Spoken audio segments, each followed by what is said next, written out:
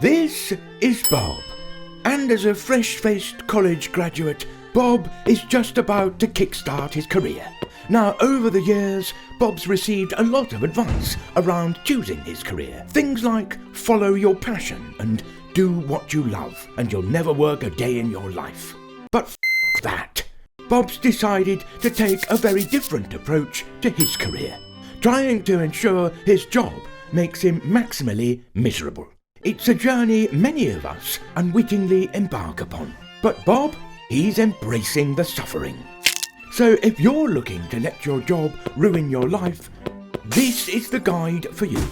In fact, you're almost certainly much more like Bob than you realise. And Bob's approach to maximising his suffering begins by focusing on getting one thing above all else from his career. He doesn't care about work-life balance, making a lasting impact through his job, or even having a nice working environment. Bob is chasing one thing and one thing only: cold, hard cash. A recent study by world-renowned economist Daniel Kahneman revealed that 30% of people reach their peak happiness when their salary crosses the magical $100,000 per year mark.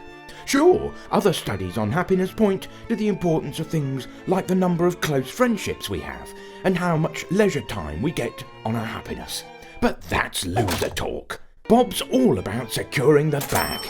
The average person spends a whopping 90,000 hours of their life at work. And from Bob's perspective, if he's going to spend that much time working, he'd better get rich from it. So despite his deep-rooted love for all things creative, Bob's made a choice that there's only one place for him: Wall Street, where money never sleeps and neither does anyone who works there.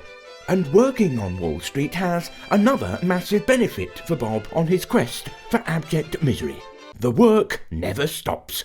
In a truly groundbreaking study, researchers found that working fewer hours is associated with higher life satisfaction, as if we didn't already know that.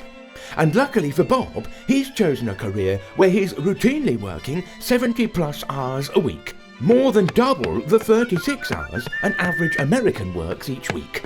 Month after relentless month, Bob's dedication to the office has resulted in a steady increase in his bank balance and a similarly steady increase in the number on the bathroom scales each morning. His crazy workload means he always has a great excuse to miss big milestones, like friends' birthday parties or family events. Staring at Excel spreadsheets is much more fun. And on those rare occasions when he does meet his friends, he can tell them all of his riveting work stories, instead of having to listen to them complain about their silly life problems. This also makes it less likely that they invite him out in the future. As for his love life, well, his busy job is the perfect excuse for him to never go on dates. Sure, he may never meet the love of his life this way, but at least he won't feel that immediate sting of rejection. His constant refrain of "I'm too busy right now with work so I can't" builds and builds, leading to an ever narrower possibility of new experiences presenting themselves to him in life. And this goes on week after week, month after month, year after year, until we find ourselves where we are today, 10 years on. Over time, Bob's master plan has come together.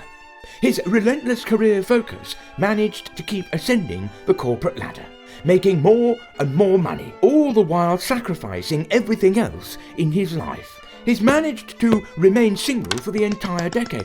Quite an achievement when you think about it. As for his friends, instead of missing their birthdays, he's missing their children's birthdays. Bob spent some of the best years of his life moving numbers around on a screen so he could buy himself a slightly bigger apartment and a nicer car.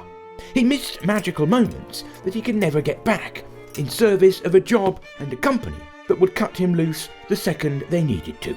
Misery maximised, mission accomplished. In the end, our jobs are an incredibly important part of our lives. We all spend a large amount of our lives working, but it's just one aspect of our lives. Maybe you do want the most prestigious job and highest earning career possible, which is fine, but make that a conscious choice. and understand the consequences that come with that choice. Because life is more than just a 9-to-5 grind. It's a grand, hilarious, unpredictable adventure. Ultimately, your legacy won't be found in the overtime you worked, your job title, or even how much money you make. It will be found in your life experiences and who you have those experiences with.